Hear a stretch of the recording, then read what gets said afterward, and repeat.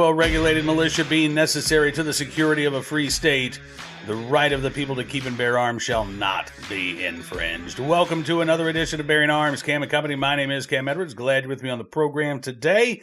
Going to be talking with Mark Oliva from the National Shooting Sports Foundation. We got the April NICS numbers yesterday, and pretty good news nationally. The numbers ticked up from where they were in April of 2025. A lot of that, though, I think stems from the gun control efforts in several states, including the Commonwealth of Virginia, where, come July the 1st, we've got more than a dozen gun control laws that are slated to go into effect, including a ban on the sale of so-called assault firearms and large-capacity magazines. Now, Governor Abigail Spanberger actually has not signed that bill yet.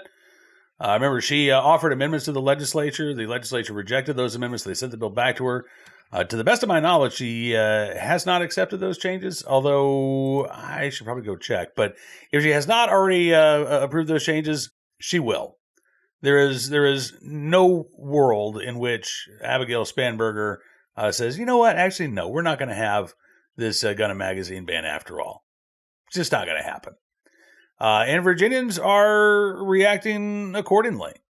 Since at least February, and maybe going back to January, the NICS transfer numbers in Virginia have been above what they were the same time back in 2025. And what's interesting is, as we get closer to that July 1st deadline, the numbers are only increasing. We talk about this again with Mark Oliva, but we're not just talking about Virginia today. We're also talking about what's going on in states like Connecticut, Rhode Island, maybe Minnesota, where the state Senate just passed a sweeping gun and magazine ban bill by a single vote on Monday. So it's a great conversation about some not so great topics, but I do appreciate Mark joining us. Take a look and a listen. Mark, it's good to see you again. Thanks so much for coming on the program today. Hey, Cam, I appreciate you having me. It's always a pleasure talking to you. It's always good talking with you, too. And no offense to Larry, but at least I don't have to hear about the New York Yankees during this conversation. So you and I can commiserate about the Boston Red Sox, and we can still be diehard fans, even though they're in the cellar. But, we're true to the team. Yeah. Although I will say I'm not following as closely as I have in seasons past. After I saw the game against the Orioles, where the Orioles ran out of fireworks for the scoreboard because they were hitting so many home runs, I thought, I'm just going to tune it out for a little bit. Because at the time I was already dealing with, the Virginia redistricting effort. We had all these gun controls. I don't need any additional stress in my life. Some people take social media breaks. Sometimes Red Sox fans have to take a break from looking at the stats. That's right. But let's talk about what's going on in Virginia. You guys published the latest NICS numbers, both nationally and for some of the states. And it looks like the NICS numbers on transfers up, about 1.6% across the country in April compared to April of 2025. That's some good news. Yeah, we have a slight increase, which is good news. I mean, the springtime tends not to be a time of huge gun sales. I mean, we obviously see firearm sales increase every year in the calendar. We see those increase in the fall. Springtime tends to be a little bit down. We know that summer tends to be a slow time because people are off on vacations. People are, taking time with family. So people aren't concentrating. But we do have some of those early, the turkey season's kicking in, and people want to get out in the woods. But 1.6% increase overall across the nation is a move in the right direction. So things are looking healthy. We're trending in the right area, and I think for anybody who has been paying attention for this some time, and anybody who may have been at SHOT Show, they saw that the attitude among the industry was fairly positive. That people are thinking that things are going to be good, and of course some of the trends that we're seeing with the administration, of course, taking care of the industry and taking care of your Second Amendment rights, have been very encouraging. So we're very happy with what we're seeing, and of course we know there's room to get better. So we'd love to see those numbers get higher, but this is a great sign. Absolutely. The ATF released the text of 21 of the proposed rules today, and I know that you folks will be going through those rules with a fine-tooth comb. So maybe in the next week or so, we can have you back to talk about some of the rules and how they'll impact the industry as opposed to individual gun owners. But I did notice that in your release about the April NICS numbers, there were a couple of states that are doing better than others, and not for the greatest of reasons, right? So sales up considerably in Connecticut, I believe 28%, Of course, they've got the bill that would ban striker-fired semi-automatic handguns for sale. And then Rhode Island, where they're looking at banning the possession of so-called assault weapons just a year after they banned their sale. NICS transfer numbers up almost 50%. But then we get to Virginia, right, where Yeah. 13 different major gun control policies passed the legislature. Governor Abigail Spanberger has signed many of those. I don't think there's any chance she doesn't sign the rest of these bills, or at least let them go into effect. 79% increase in NICS background checks for firearm transfers compared to April of 2025 mark. That is staggering. And we've seen that number actually increase from February to March to April now. That number just keeps getting higher. More and more Virginians are exercising their Second Amendment rights. Yeah, you're absolutely right. So we've seen that trend happening. I think it was 58% last month. It was, I think, 28% the month before, if I'm correct. But when I saw those numbers in January, February, March going out, I was like, these numbers are going to only increase as we get further into the calendar year, right up to that July 1st deadline of when this ban on the sale of modern sporting rifles, the AR-15 style rifle, or what Governor Spanberger wants to call an assault weapon. When that goes into effect, that we're going to see those numbers continue to increase right up through then. And that really is because people become concerned that their rights are going to be taken away. So they're going to exercise those rights before they're robbed of them. So that's what we're seeing happening. Cam, I know you've talked about it on your show before. We've seen the reporting, locally in some of the outlets. Firearm sales, not just the NICS numbers, but we've seen it, anecdotally from some of these retailers that they're just slam up busy. Yeah. I know that at my local gun range where I go to, it's a it's a range retailer.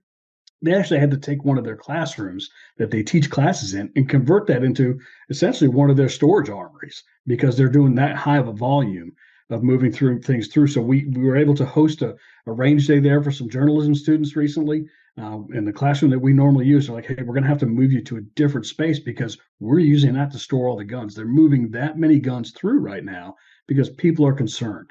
And it's not just Virginia. Like you said, we're seeing this in Rhode Island and Connecticut. Rhode Island is interesting because the law to ban the sale of modern sporting rifles hasn't even gone into effect yet. And they're already talking about confiscating the ones that you already legally possess. So that's why I think you're seeing that these people they're buying while they can, while that right is still at their fingertips, and someone doesn't step in to take it away. In Connecticut, of course, with the striker-fired ban, they're essentially going after the Glock handgun, which of course is one of the most popular selling handguns, mostly because it's a reliable gun. People know it's going to work as it's designed to do each and every time. The Connecticut State Police carry it. We're seeing this in other states. Maryland wants to. There's a bill still sitting on Governor Moore's desk to sign that could potentially ban that. And we've warned the governor then that if he signs that law, we will see him in court. People become concerned, and this is what the outgrowth is, and the reaction to it is. I think I told you in that press release, the quote was, Americans are going to exercise their rights, and they're going to reject gun control. And this is the data that shows that. This isn't me just saying it.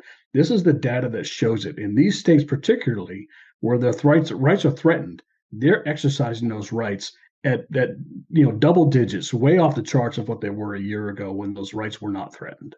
I think we're going to see another boomlet in Minnesota. I know that sales. I know that concealed carry permit applications have nearly doubled in some parts of the state. But now you look at the bill that just passed the Senate yesterday in Minnesota. A one-vote Democrat majority, and that's all that they needed, right? They were able to convince every Democrat to hop on board this bill that would ban again, modern sporting rifles, would ban magazines. I think over 17 rounds. And they packaged this with, money for school security, mental health, so that they could give these rural Democrats cover to say, well, I didn't necessarily like the gun ban portion of the bill, but I voted for it because of this over here. I expect that we're going to see, again, a similar surge in sales in Minnesota here in the next report that you guys have coming out. Cam, I don't think you're wrong. I think that could very well happen. Of course, in Minnesota, we have a very narrowly divided legislature up there. Like you said, one vote in the Senate and one vote in the other direction in the House. And the backstop really is the House. So that Senate bill now has to come back over to the House, and they'll debate it there. Our folks have been working very tirelessly up there. I think some of the articles have noted that there have been three firearm related organizations that have been consistently there, and NSSF is one of them. And we're fighting this because this just doesn't affect the ability of our members to be able to sell the firearms that are the most popular selling firearm in America, more popular than they are, Ford F-150s on the road today. There are 32 million of these rifles in circulation, but it's also those are our members who are serving the customers. And those are everyday Americans who are obeying the law, doing everything they're supposed to do, and want to be able to exercise their rights and own the firearms that are legally available for them to possess. So I think that you're seeing the same thing, that you're going to see what you're talking about in Minnesota will very likely replicate what you're seeing here in Virginia and what you're starting to see in some of the other states that are threatening other gun control laws as well. And part of this, Mark, I mean, I know that the big push for Democrats to try to ban these firearms is, so far the Supreme Court hasn't said you can't, right? I mean, they turned away the Snope case out of Maryland last term. They've been holding on to 5 hardware cases for months now, Yeah. including challenges to Cook County's ban on so-called assault weapons, Connecticut's ban on modern sporting rifles. At the same time, we just saw, we've seen the DOJ actively get involved, in challenging Illinois' ban. We saw Harmeet Dillon send a letter to the city of Denver last week saying, hey, listen, if you don't stop enforcing your ban on so-called assault weapons, we're going to take you to court. Looks like Denver told Harmeet Dillon to go pound sand. So I guess we are about to see a litigation there in Colorado. Do you think the DOJ's efforts to go after and challenge these gun bans, does that put more pressure on the Supreme Court to take a case now or at least sooner rather than later? Yeah, I think that's going to be the case. I think there's more pressure building from the DOJ, and we were very fortunate for NSSF to have not just the acting Attorney General Todd Blanche out of SHOT Show, but Assistant Attorney General Harmeet Dillon came out as well and was able to speak to folks in the industry about what some of their concerns are. And these were all things that we were speaking with her about. And she really is a force of nature on this, on protecting the Second Amendment rights. She's been incredibly diligent and working tirelessly to get this stuff done. But I think you're right. It's going to put a lot of pressure because now you have a Department of Justice for the first time that has been taking a stand to protect Second Amendment rights instead of you sitting idly by or actively working against your Second Amendment rights. So that's been a sea change. The difficulty right now for the Supreme Court is that we don't have a circuit split. Yeah. That all the circuit courts that have upheld a ban are all in unison. And of course, we have cases out there at the Ninth Circuit that are continuing to circle the drain that could tip the balance. That if they get those decisions, and now you have a circuit split at the Ninth, then you could have a reason for the Supreme Court to take those up. Well, or the Third Circuit too, right? I mean, we had the New Jersey Gun and Magazine ban. Oral arguments were held last October, and this was a case where the Third Circuit, sua sponte by itself, said, we're going to take this en banc. We're not going to wait for that panel decision to come out. We want to hear this as the entire court. If you look at the makeup of that court on paper, there is a majority of Republican-appointed judges. They've done some other good work in terms of respecting the Second Amendment rights. The Range versus Garland issue, for example.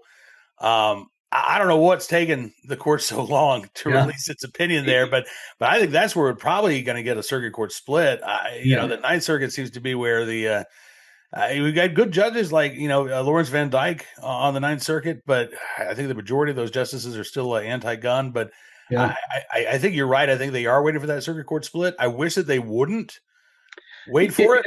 But it's interesting because if those of us who've been watching the Supreme Court, of course, remember when they turned away Snopes and you had that decision come back.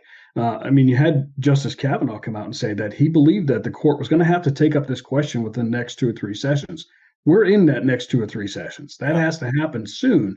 I think that when you start to look up at the people, the justices on the court who have talked about this, of course, Justice Thomas has been very clear that he wants this case. He wants to bring it forward.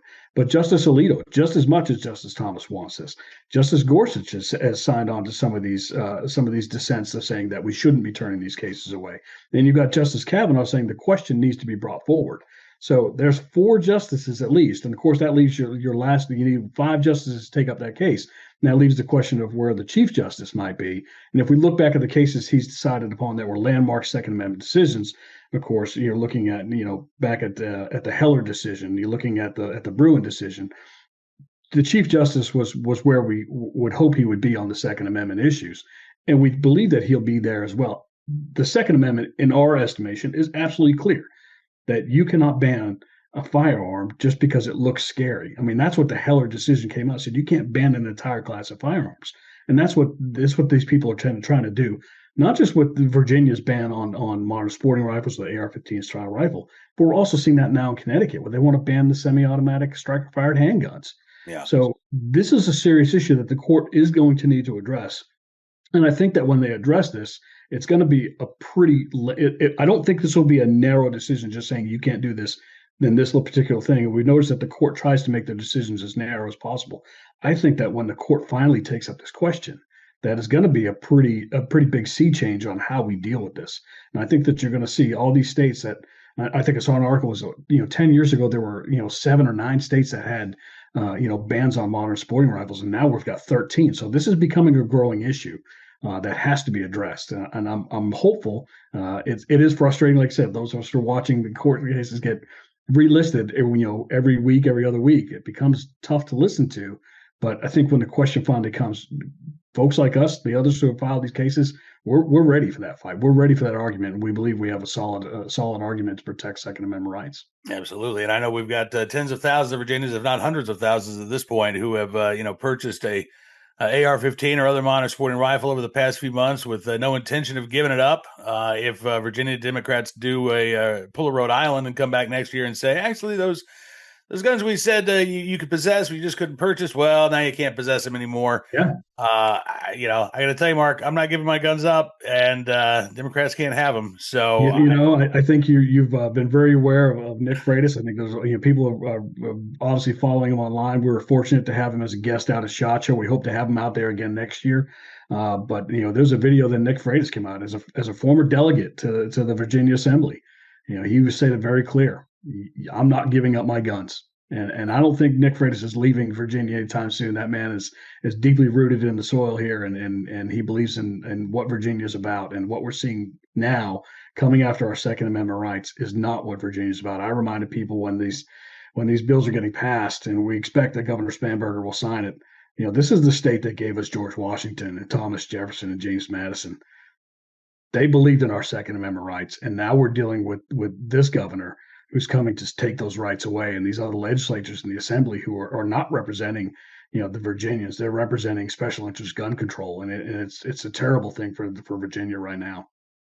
It absolutely is, but like Nick Freitas, I'm going to stay and fight. I'm not leaving anytime soon, and I know that Virginia gun owners, again, we're sending a message right now with our wallets, with our pocketbooks, hopefully with our voices to lawmakers as well. And Mark, I look forward to having you back again. Maybe we can have you back next month and talk about the May numbers in Virginia. Again, an 80% increase or 79% increase over what the April sales were. I'm curious if we get to 100% or more. I would be a very good day to talk to you about that, about Virginia's exercising their rights. I'm sorry to have to be under these circumstances. But of course, we love to see that responsible, law-abiding gun owners, whether that be in Virginia or Oklahoma or Texas, but we love to see that people are exercising their rights in a responsible way. And it's we think that those numbers are going to continue to increase right up through July 1st. Yeah, I mean, listen, Virginia is second in the country, excuse me, in terms of long gun sales last month, which is amazing to me, behind only Texas. And we should mention as well the NFA numbers, because you guys are breaking those down too. Yeah. Once again, Virginia is second in the nation in terms of NFA checks performed.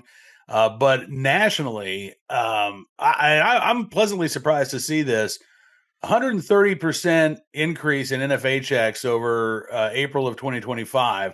We're now, again, 4 months into the One Big Beautiful Bill Act, the zeroing out of the $200 transfer tax on suppressors and short-barreled firearms. And those numbers, Mark, are still really high. Like I was a little concerned that, would see this huge rush in January, February, and then things would sort of settle back down. But this is starting to look like the new normal, right? I mean, when folks don't have to pay that $200 tax, we've seen in the appropriations bill that the House is working on this year, this would zero out the registration requirement for suppressors and SBRs as well. But boy, it really seems like, there are Americans all across the country that are taking advantage of these new savings for suppressors and NFA items. Those numbers continue to look really strong. Yeah, I think it's beyond that too. I think what you're seeing is that people, as they become exposed to what suppressors are and what they aren't, they've gotten that educational benefit, and they realize that it's not what you see in the movies. They realize that it is, as I like to jokingly say, but there's truth in the joke. This is just civilized. We're actually able to be able to range and be a better neighbor when you have an outdoor range, and it's not such a loud report of a gun when you're shooting. When you're hunting, I use a suppressor nearly every time I hunt now. To be able to do that, you're not spooking the game as much. You're actually able to get a better shot because you have reduced recoil. If you have to take a second shot to be able to ethically put that animal on the ground, it is helpful. And I think people are seeing the benefits of having that. And I think that's, aside from having that tax go away, as people become more exposed to this, they're starting to understand that there's a benefit to being able to have suppressors. So I think that you're going to see that number continue to grow as well. I think that will, like you said, we may be in that new normal right now of people using suppressors, and I think you're going to see Form 4s continue to keep going through. And I might have to actually tell my wife that maybe it's time to look at another suppressor for another gun. Who knows? We'll see. Well, I wish I could gift a couple of suppressors to my neighbors. My Great Pyrenees is cursed with. She is so scared of fireworks and gunshots, and I feel so bad for her being owned by me for one thing, and then living out in the country where the sound of freedom can be heard on a regular basis. So I would love it if maybe we could just have a little bit quieter experience for her. But I'm doing my part.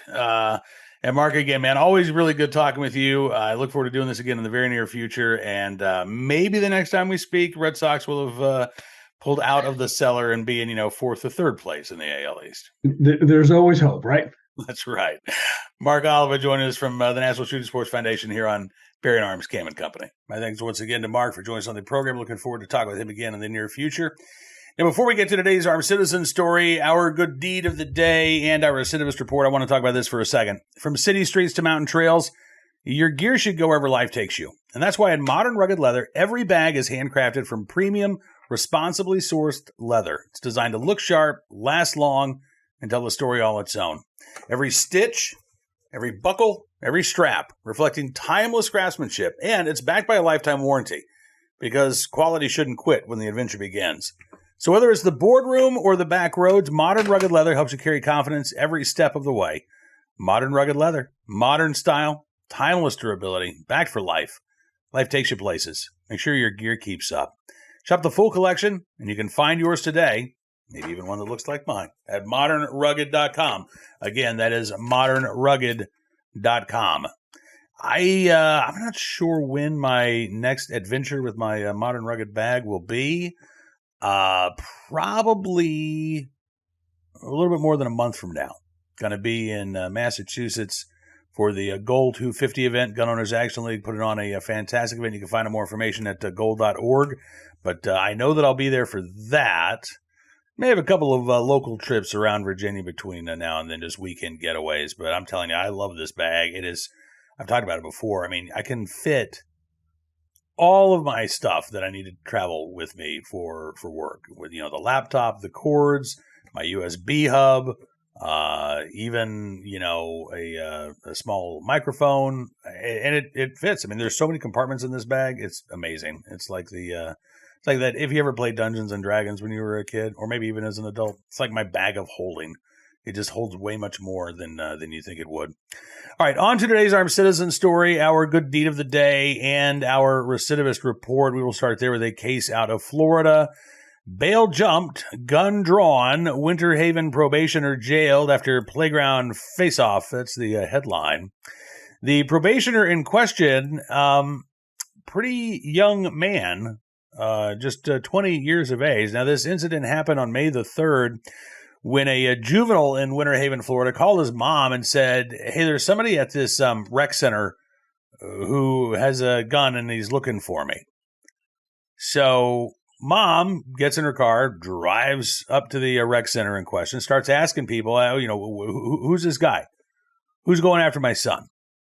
And everything, nobody's got an issue with your son. So she's getting ready to leave, presumably with her kid.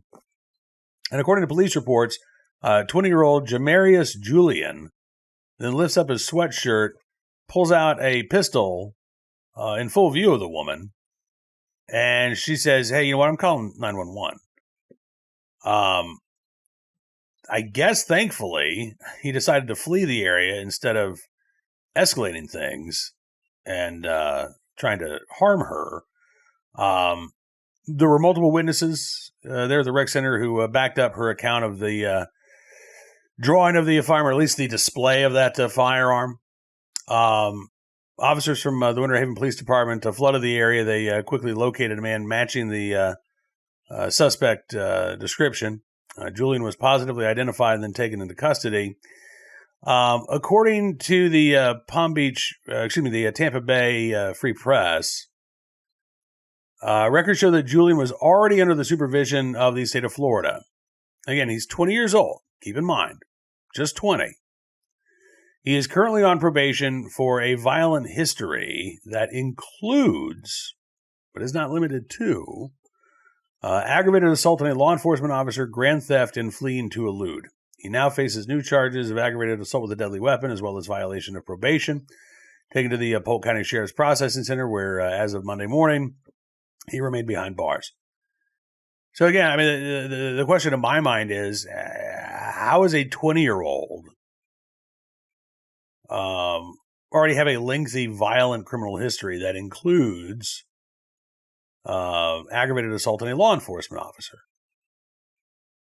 And the answer is, well, either he did very little time behind bars, or he did no time behind bars and was essentially placed on probation after, time served, awaiting trial, or at least awaiting a plea deal. And again, this just goes to show you that these issues are not endemic to blue states. Yes, we talk about what happens in Chicago quite a bit. I could do a story every day about what's going on in Chicago. But it's not just Chicago. It's not just San Francisco. It's not just Portland, Oregon. It's not just, places with George Soros-backed DAs. This is a situation that is commonplace in almost every jurisdiction of the country, because the vast majority of felony cases result in plea bargains, and the vast majority of felony cases that result in plea bargains result in lesser sentences. And so you can have somebody who's accused of very serious crimes end up with a slap on the wrist, and the prosecutor gets to say, got a conviction, but it's really impossible for the public to accurately say that justice was served in these cases. Now, on to today's armed citizen story. The headline, police confirm investigation into fatal shooting of home intruder. This happened in Philadelphia, where soft on crime prosecutor Larry Krasner is in charge of the criminal justice system. Thankfully, the right of self-defense still exists in Philadelphia. And according to Philly Police Inspector D.F. Pace, a woman was shot multiple times by a legal gun owner after she entered his home through a back window and then refused to leave. This happened Monday afternoon about 1 o'clock. Suspect was pronounced dead at Temple University Hospital shortly before 2 p.m. According to Pace, he said that it appears that this is a case of a person defending oneself inside their own home. Persons inside heard the glass break, went to see what was going on, and saw a person attempting to come in through the back window. The residents of that house told the person to get back, but the person then continued to come into the home. The homeowners, the person who shot at the person breaking in, actually attempted to assist that individual after that person was shot and no longer a threat, assisting officers by helping carry that person into the car, into a waiting police car, where she was taken to the hospital. And, that does not really surprise me. The vast majority of us who own firearms for self-defense, we just want to live our lives, right? I don't know about you, but I've never woken up in the morning and thought, man, I hope today's the day somebody tries to break into my home. No. When I say my prayers at night before I go to bed, I never say, God, please deliver a home invader to my property. No. We just want to live our lives. We're not trigger happy, as some people say. We're not vigilantes, as some anti-gun activists say. And when somebody does break into our home and we are forced to defend ourselves, do we want to see that person die? No. Again, we want to be safe. We want to be protected. That's it, right? So I'm sure that those homeowners had no animosity towards that home intruder. Oh, maybe a little animosity after breaking in. But the reason why they fired that gun was not because they had a beef with that home intruder. Is because they wanted to protect the people that they love. They wanted to protect themselves. So we'll keep our eyes on this situation, see if there is any more details that become available here in the near future. Finally, today, our good deed of the day, in the right place at the right time, willing and able to do the right thing. Also from Pennsylvania, a ICU nurse who was off duty, actually, in her neighborhood, and who was able to, with the help of her dad, actually help a driver who was suffering cardiac arrest. This is a kind of a scary story. Retired Pennsylvania State Police trooper had a heart attack while he was behind the wheel of his vehicle in the Fairview neighborhood of Erie, Pennsylvania. Colleen Schechtel was getting ready to go to a bridal shower. This was April 25th. And she saw this gentleman, Jim Ruff, inside his black pickup truck. He was going to meet his grandson for breakfast. And again, he suffered this cardiac event. His truck leaves the road, actually goes across 3 yards there in this subdivision. He said, all I remember is everything slowly fading to black. Colleen Schechtel, again, saw what was going on. She said, typically when she's performing CPR, she says, I'm doing that in a controlled environment where I have lots of resources. There are doctors and nurses and other staff to lean on. She said, I think that's what makes the situation so unique is that I did not have those resources when I ran into Jim. So she called 911 first of all, and she also called her dad, who I guess lives very close by because he is a retired firefighter. He runs over, he smashes a window because the truck is actually locked. So smashes the window so they can get inside the truck, take Jim Ruff out of the truck so that Colleen Schechtel could then start CPR. And by the time she started that, she could hear the sirens. She said, I heard one of the neighbors had mentioned, oh, that's Jim. So I guess Jim lives in that neighborhood. She said, I remember saying, Jim, you got to stay with us. You got to stay with us. They're almost here. Well, Jim did stay with Colleen, taken to a hospital. The day after the incident, he had a defibrillator implanted. And after he woke up, Colleen Schechtel wanted to see him. She was there. He said she wanted to meet me, and I definitely wanted to meet her. And I woke up, and this beautiful lady's right in front of me, and she introduced herself, and we actually hugged, and we both cried. Colleen Schechtel said the moment was pretty amazing. Just the emotions and everything. She said, I'll never forget it. Jim Ruff says he won't forget it either. He said he believes that God deserves all the praise for having Colleen Schechtel there at the right moment. He said he sent an angel at that time. So kudos to Erie News Now for covering this story, and kudos for Colleen Schechtel and her dad in the right place at the right time, willing and able to do the right thing for a neighbor in need. All right, that is going to do it for this edition of Bearing Arms Cam & Company, and I want to thank you for being a part of the program as always. Tomorrow we're going to be talking with Jim Wallace from the Gun Owners Action League. I probably will mention the Goal 250 event, but there are a couple of other issues in Massachusetts that we need to discuss, including the dangers of lawful gun owners traveling through the state. Now, hopefully this gets better with one of the rules that's been proposed by the ATF. I actually wrote about this proposed rule at bearingarms.com today. ATF released the text of 21 of the 34 proposed rules. Not all of them dealing with firearms, but the vast majority of them do. The rules have not officially been published yet. That is supposed to take place on Wednesday. That'll kick off the 90-day public comment period. But the unpublished rules are available for folks to look at. And I did a semi-deep dive into the rules regarding interstate transportation of firearms under the Firearms Owners Protection Act. And this is something that I think will definitely benefit gun owners who are traveling through anti-gun jurisdictions like Massachusetts, New Jersey, New York, among other things. ATF says, hey, you know what? These protections should cover not only the lawful transportation of the firearms, but accessories, things like sights, and most importantly, magazines. So if you can legally possess a 20-round magazine in the state where you live, and you can legally possess a 20-round magazine in the state where you're traveling to, you can't get arrested. You can't be charged for having a 20-round magazine in your vehicle while you're driving through Massachusetts or Maryland or New York, so long as that magazine is stored in accordance with the requirements under the Firearms Owners Protection Act. There's also a section that deals with, incidental stoppage, right? So let's say your car breaks down, you get hungry, you want to have a bite to eat. Right now, the way that the ATF has interpreted this particular statute of the Gun Control Act, you're not really allowed to stop. Even if you have that firearm locked away, inaccessible, you're violating the ATF's interpretation of the law. That would change. And you could not only stop to grab a bite to eat, use the facilities if you need to, again, deal with, car maintenance. Let's say you are flying. And I'll give you a real world example. In fact, this was an example that the ATF references in this proposed rule. Let's say you're flying from a place where you can legally own a gun to a place where you can legally own a gun. You've got your baggage checked. So everything's locked up. You're good to go, right?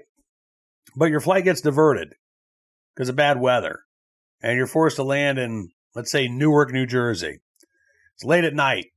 There are no more flights until the morning. So you get your checked baggage. You got to go back to the Newark airport early in the morning, but you got to find some place to sleep. There was a case where this happened to somebody flying, I believe, from Utah, maybe flying back to Utah. And when he went to the airport the next morning, declared his firearm, I needed to, check my luggage again. He was arrested. He ended up suing, claiming that his 14th Amendment rights were violated. And a court said, not really. Because you know what the law is. You could have asked the airline to hold your luggage for you. You could have asked law enforcement to hold your luggage for you, even though that really wasn't an option. Under this proposed ATF rule, if you are in a circumstance like that, yes, you can take your firearm in its locked container to a hotel with you as you stay overnight. And then you go back to the airport the next morning. You get on your flight. And again, you're not going to be facing arrest. At least, supposedly you're not going to be facing arrest. We'll see if the Port Authority of New York and New Jersey would abide by that proposed rule. But that is what the ATF wants to see. So that is one of the rules that you can take a look at. I am encouraged by what I've seen, but we'll be covering more of those rules in the days to come as well. You can check it out at bearingarms.com. In fact, I would encourage you to check out all of the stories that we've got for you at bearingarms.com. And if you like what you see, would also encourage you to become a VIP Gold, or VIP Platinum member. No matter what tier of support you choose, you're going to get some great benefits, and you'll be supporting the work we're doing at Bearing Arms. If you are a VIP Gold or Platinum member, one of the cool things that you get as a benefit is the ability to take part in our weekly live chats. We do that every Wednesday, 1:30 Eastern, with Hot Airs Ed Morrissey. We're going to be doing that tomorrow as well. I would love to see you there. And if you go to bearingarms.com/subscribe and you use the promo code FIGHT, you can get 60% off your membership, no matter what tier of support you choose. And again, no matter what tier you choose, I want to thank you for supporting the work we're doing at Bearing Arms. It definitely means a lot, and it has a big impact. So thanks again. Enjoy the rest of your 2A Tuesday. I'll be on Newsmax with Carl Higbee in the 6 p.m. Eastern hour. I'll see you back here tomorrow when we're talking with Jim Wallace from the Gun Owners Action League. But until then, be well, be safe, and be free.